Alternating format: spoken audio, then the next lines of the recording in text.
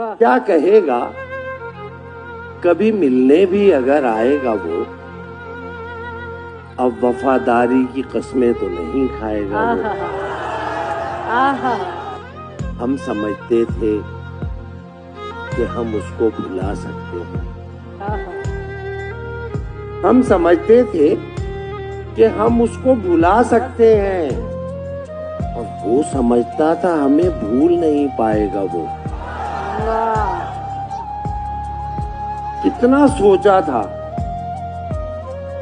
पर इतना तो नहीं सोचा था, याद बन जाएगा वो, ख्वाब नजर आएगा वो। सबके होते हुए एक रोज वो तन्हा होगा,